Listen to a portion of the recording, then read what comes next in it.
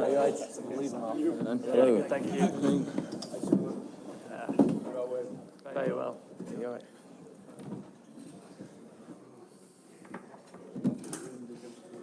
Exactly, yeah.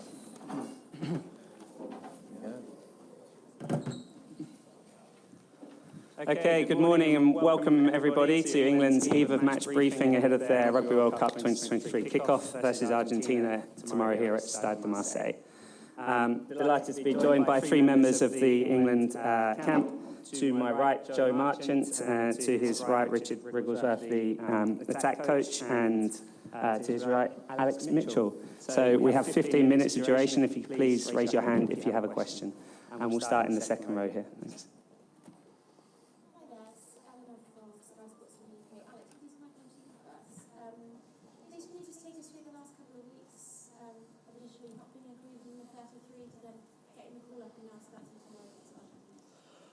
Yeah, obviously for me it's been a bit of a roller coaster, hasn't it? Obviously out the squad and now back in and getting a shot tomorrow. So for me, I'm just massively excited. Get an opportunity to play and put my hand up, and looking forward to that. So yeah, it's been a bit weird, but very excited.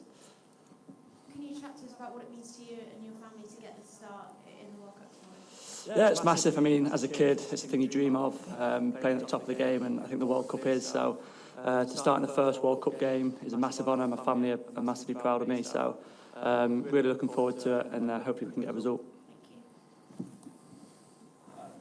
Alex, just to sort of build on that, can you just talk us through what happened when Steve said you weren't in the squad, what you did next, and how you sort of processed that disappointment? It was a pretty positive conversation. It was, you're not far off. Obviously, there's a lot of competition in my position, so just one of them. I need to go back to my club, still work on my game, still stay fit, because anything can happen, and be ready. And that was the conversation I had, so that's what I did.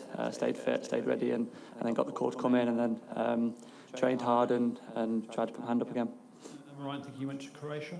I got 1 week off to Croatia, which was nice, just to reset the batteries. But that was a couple of months ago now, so it was nice to get away and relax, and then back into focus. I don't know if I'm using my allocation here, but Wiggy, you I'm fairly sure played in the 2011 game against Argentina in Dunedin. Can you just talk us through your memories of that and what, if anything, you can learn from that will apply to tomorrow? Yeah, no, it was a tight game. I did play in that one. Actually showed a clip this week of me getting taken out in the air by their coach, Felipe Contepomi, this week. So, yeah, no, tight game, and Lenny came on and ended up scoring a try that got us over the line, but very tight, very cagey, as these World Cup games tend to be early on. Okay, we'll come front row here, and this will be the last question for photographers. Hi, Alex. I think we saw you scoring a goal in the football at the start of the week. Was that a portent for a fun week that you've had? Yeah, I don't actually remember that, so it must have not been a great goal. Yeah, obviously we do it. Was it top bins? Yeah. Classic. No, obviously we like to have a lot of fun during training and try and keep the mood up, and yeah, it's been fantastic what the coaches do. So and then when we switch on, obviously into rugby, and we power through that. So yeah, it's been good. How have you kind of kept yourself going over the last few years when maybe you've been on the edge of the squad, not quite getting the recognition that maybe a club forward might deserve? And what's kept you coming back, kept going? And obviously, it's that was all this time. You got to that Steve made it back now. So what's the process of that? Yeah, I think just appreciate you're still in a really good position. You're still, I mean, getting paid to play the sport you love, and you're not far off the whole time. You're not far off. You're in and out of camps, and you're still getting opportunities. So you can't get too downhearted on it, and just got to keep your head up and try to push forward, and your chance will come. So yeah, that's what I focused on. Can I ask you, Richard, as well? Obviously, it's a special day for lots of these guys. First World Cup. Are you doing anything special tonight to present shirts? Anyone coming in to? The players have a meeting usually the night before a game, so. I'm sure they'll mark it, but every test match is special. But the impressive thing about this group is how well they've done in the last couple of weeks, when especially now we've got to France, in terms of they look like the young group that they are, that they're relishing the chance to get out there and not too nervous about doing it. I'm sure they'll come, but their attitude of how they've got stuck into it and how they look at the game is refreshing. Is your message to sort of no regrets, throw everything at it? You don't only get one shot at the World Cup. Yeah, definitely. I think when you played as long as I did, and you look back, you always tend to look back on the regrets. And if there's anything that you can impart on them, it'd be that you don't regret flying into it. You don't regret ever giving your best, and you don't regret enjoying it. You regret the other stuff when you've held back. So yeah, we don't want to hold back. Thanks, Will. Thanks, Richard. The next three questions will be here. Frankie, number 2, number 3, and number 4 at the back. Yeah, for Richard and Joe, we talk a lot about pressure. Can you describe pressure, what it really means, what it means to you personally? Is it physical? Is it just pressure? Just put it into words, please. I think it means different things to different people.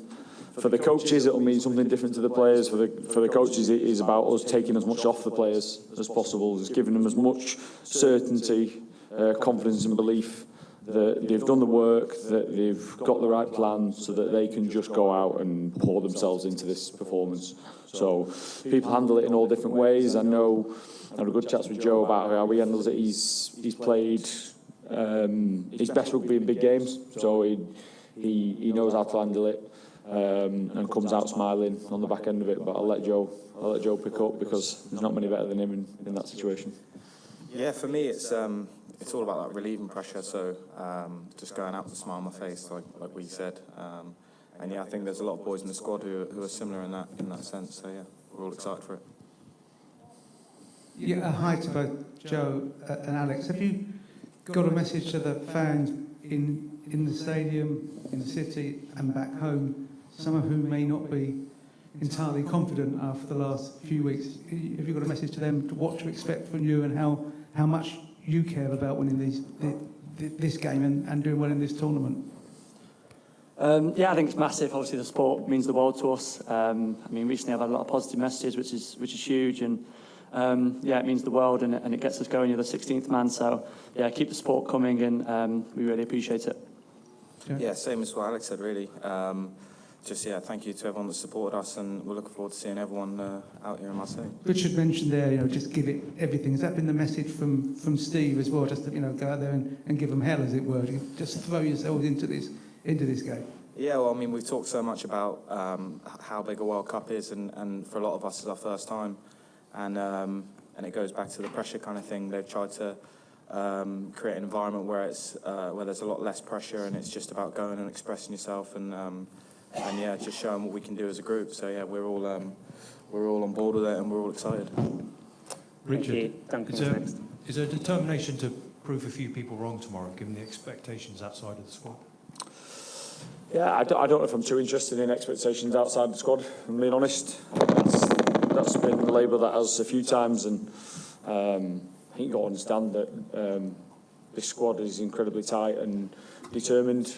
Whether that is from the outside or within, that has always been there. Does the expectation that Argentina may be going as favourites, or that what other people expect? It makes no difference to us.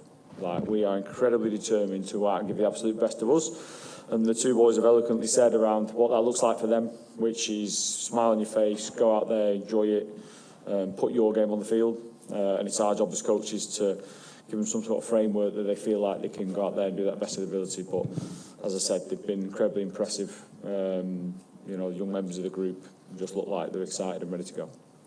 Thank you. Here. Hi, Mitch Phillips from Reuters. Question for Joe. You've had a similar kind of unexpected route here. Can you also talk to us about the last year or so, how you probably thought your England career was maybe not over, but maybe foreshortened, and suddenly you're here starting the first World Cup match? Just talk to us that last year or so. Yeah, it's been a strange one. Obviously, a year ago I was out of the mix completely. Obviously played in Australia, and then after that I was out of it. So yeah, I was so pleased when Steve selected me in the Six Nations squad, and I feel the more I've been in the squad, the more confident I've got, and I feel, especially going into these warm-up games and then starting this, I feel like I'm at my best. So I'm really, really pleased. Thank you. Here. Joe, you are going to have in front tomorrow Santiago Chocobares and Lucio Cinti. What do you know about them, and what do you expect about the speed of the game of Argentina? Yeah, I think they're going to come pretty fast. Obviously, there's a few boys in the Argentinian backline who we've seen a lot in the Premiership. So to play against them at the international level will be another big challenge. So yeah, for us, it's about shutting them down and not letting them get into their game. And for us, it's about getting onto our game and playing from there. Thanks, Joe. Here. Yeah. And one for Joe as well. We've seen you out on the pitch today, having a walk around, chuck the ball around. Can you chat to us about kind of the process of the captain's run and how it feels to get out there and see the stadium firsthand before tomorrow? Yeah, I think the first bit is to get a feel of the stadium, get a feel of the ground, and just get familiar with the environment you're going to play in. And the second one is just to get close as a group. We throw the ball around at the start, we have a good time. We just get those connections firing on the big stage and just get ourselves prepped for the game. Yeah. Thank you. A question for the three. The summer is not over in France. I don't know if you have the habit to play with this condition. Do you think it can be a real problem tomorrow evening? It was actually warmer in Manchester this week than Le Touquet, so we've had many a joke about the English weather since we've been here. It rained when we turned up in Le Touquet and they blamed the English weather, so no, it's going to be hot and humid, but these boys play that start and end of seasons. That's the weather they play in, so this is the start of our season, so been nothing too different. But yeah, the days, middle of the days, yeah, I'm probably pleased it's a 9 o'clock kickoff. Any further questions? Yeah, back to Mitch. Thank you. Back to Alex again. You guys have addressed the warm-up matches and how, let's say, uninspiring or didn't go quite the way, whichever you want to describe them. And fans have been hoping that there's something up the sleeve. What can you bring, or what have you been asked to bring to the team to add some speed, some spice, some variety, the things that were missing in those last few weeks? Have you been tasked particularly with kind of bringing some speed to the game? Maybe a bit. I think just for me, I've just got to try and control the game, get the team to tick. And when I can imprint some tempo and energy into the side, I'll try and do that. But again, stick to the game plan. We know we're a good side when we play well and stick to our style of play. So the main thing is to do that and then bring our X factor alive after that, if you can. And this is a slightly similar question, but to Richard. What have you seen from Alex since he's come into the camp and how he's progressed, and what are you really excited about seeing from him tomorrow? I think we all know his qualities, don't we? They've been on show for a long time. What's been incredibly impressive is basics. So I don't think you can play scrum half at the top level without having an incredibly accurate quick pass and a good box kick.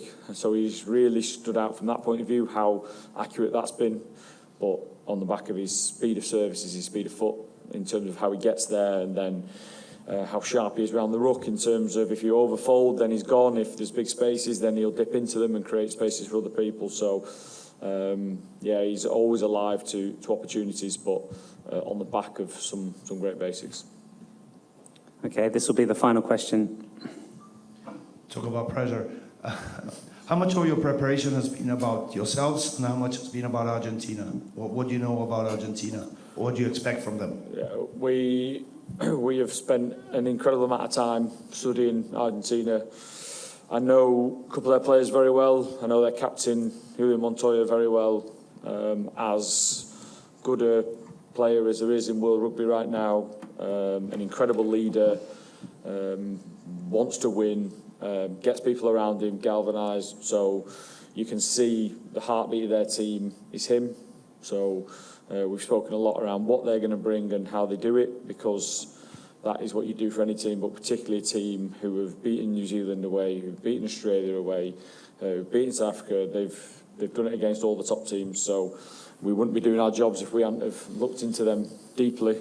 But that has all been on the back of what does that mean for how we bring our game to the party, because we've got talent like sat to my left and right that we need to get on the field and get playing well. Okay, thank you very much, everybody. That brings to a close. The next press conference will be at 3 p.m. with Scotland head coach Gregor Townsend. The alarm kept going off.